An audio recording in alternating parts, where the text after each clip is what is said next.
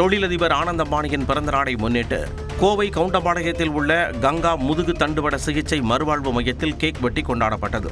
ஒவ்வொரு ஆண்டும் நற்பணிகளில் ஈடுபடும் ஆனந்த் அம்பானி இம்முறை இந்த சிகிச்சை மையத்தின் நவீன வசதிகளுக்காகவும் நோயாளிகளின் நலனுக்காகவும் நிதியுதவி வழங்கியுள்ளார். மருத்துவமனை நிர்வாகி மருத்துவர் ராஜசேகரன் தலைமையில் நடைபெற்ற இந்த நிகழ்வில் சிகிச்சை பெற்று வருபவர்கள் மற்றும் பாரா விளையாட்டு வீரர்கள் ஒன்றிணைந்து ஆனந்த் அம்பானிக்கு தங்களது வாழ்த்துக்களையும் நன்றிகளையும் தெரிவித்தனர்.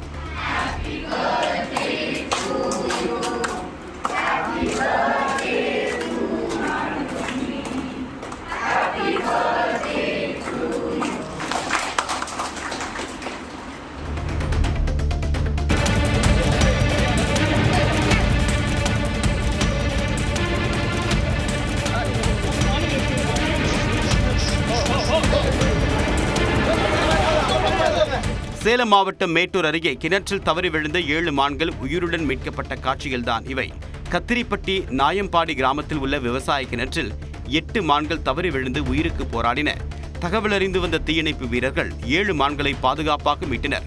உயிரிழந்த நிலையில் மீட்கப்பட்ட மற்றொரு ஆண் மான் வனத்துறையினரிடம் ஒப்படைக்கப்பட்டு அடக்கம் செய்யப்பட்டது.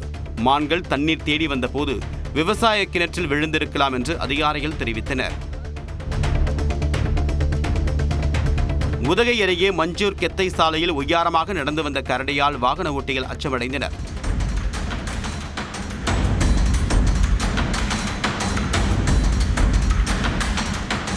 இதனை அந்த வழியாக வந்த வாகன ஓட்டிகள் தங்களுடைய செல்போனில் வீடியோ பதிவு செய்துள்ளனர். ஆனால் சாலையோரம் உலா வரக்கூடிய வனவிலங்குகளை புகைப்படம் எடுப்பது போன்ற செயல்களில் ஈடுபட வேண்டாம் என்று வனத்துறையினர் அறிவுறுத்தியுள்ளனர்.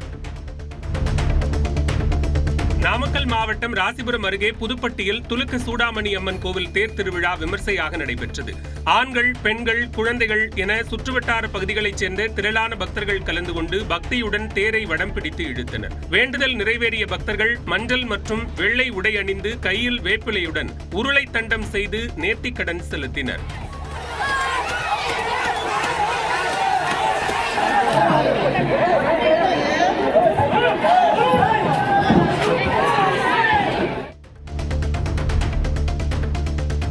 நாமக்கல்லில் முட்டை கொள்முதல் விலை 10 காசுகள் உயர்ந்து ₹4.15 நிர்ணயிக்கப்பட்டுள்ளது. கோடை வெயில் காரணமாக கோழிகள் முட்டையிடும் திறன் குறைந்துள்ளதாலும் பிற மண்டலங்களில் தேவை அதிகரித்துள்ளதாலும் இந்த விலை உயர்வு ஏற்பட்டுள்ளதாக தெரிவிக்கப்பட்டுள்ளது. உற்பத்தி சரிவு நீடிப்பதால் வரும் நாட்களில் முட்டை விலை மேலும் உயரக்கூடும் என பண்ணையாளர்கள் தெரிவித்துள்ளனர். திருப்பரங்குன்றம் மலை மற்றும் அங்குள்ள கோவில்கள் உள்ளிட்ட பகுதிகளை பாதுகாப்பது தொடர்பாக இந்திய தொல்லியல் துறை மே மாதம் முழுமையான ஆய்வு நடத்த உயர்நீதிமன்ற மதுரை கிளை உத்தரவிட்டுள்ளது. சமூக ஆர்வலர் ரமேஷ் தொடர்ந்த நீதிமன்ற அவமதிப்பு வழக்கை விசாரித்த நீதிபதிகள் GR சுவாமிநாதன், ஸ்ரீமதி அமர்வு இந்த அளவீட்டு பணிகளுக்கு மதுரை மாவட்ட ஆட்சியர் உரிய ஒத்துழைப்பு வழங்க வேண்டும் என ஆணையிட்டது.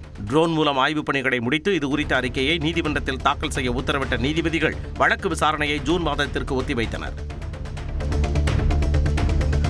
புதுக்கோட்டை மாவட்டம் கரம்பக்குடி அருகே உள்ள அம்புக்கோவிலில் வீரமாகாளியம்மன் கோவில் பங்குனி திருவிழா விமர்சையாக நடைபெற்றது. ஆயிரக்கணக்கான பக்தர்கள் மேளதானங்கள் முழங்க பால்குடம் மற்றும் பறவை காவடி எடுத்து வந்து நேர்த்திக்கடன் செலுத்தினர்.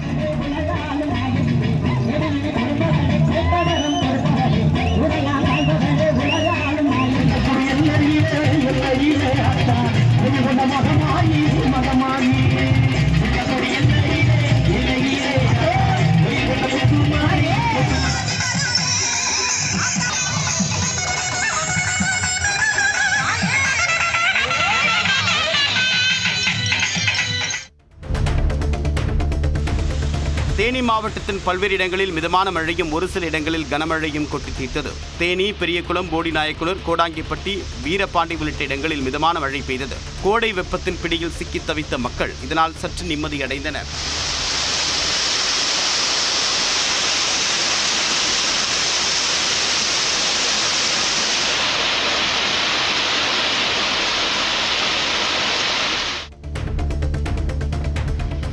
விருதுநகர் மாவட்டம் ஸ்ரீவில்லிபுத்தூரில் கடந்த சில நாட்களாக கடுமையான வெப்பம் வாட்டி வந்த நிலையில் நேற்று காற்றுடன் கூடிய கனமழை பெய்தது. வெப்பம் தணிந்து குளிர்ச்சியான சூழல் நிலவியதால் பொதுமக்கள் மகிழ்ச்சி அடைந்தனர்.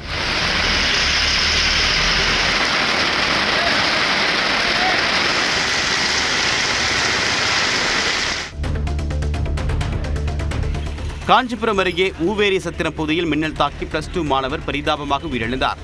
விஸ்வநாதன் என்ற அவர் +2 தேர்வு எழுதியிருக்கக்கூடிய நிலையில் விடுமுறை காரணமாக தன்னுடைய சொந்த நிலத்தில் விவசாய பணியில் ஈடுபட்டிருந்தார். அப்போது எதிர்பாராத விதமாக மின்னல் தாக்கியதில் விஸ்வநாதன் சுருண்டு விழுந்து உயிரிழந்தார். மின்னல் தாக்கி பள்ளி மாணவர் பலியான சம்பவம் சோகத்தை ஏற்படுத்தியுள்ளது.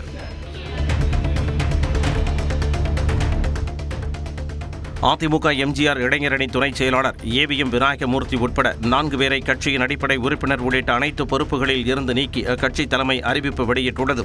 கட்சியின் கட்டுப்பாட்டை மீறி செயல்பட்டதாக கள்ளக்குறிச்சி மாவட்ட மகளிர் அணி தலைவர் முன்னாள் எம்எல்ஏ அழகுவேல் பாபு, கள்ளக்குறிச்சி நகர செயலாளர் பாபு, கள்ளக்குறிச்சி மாணவர் அணி இணைச் செயலாளர் ஏவிஎம் ரகு ஆகியோர் நீக்கப்பட்டனர்.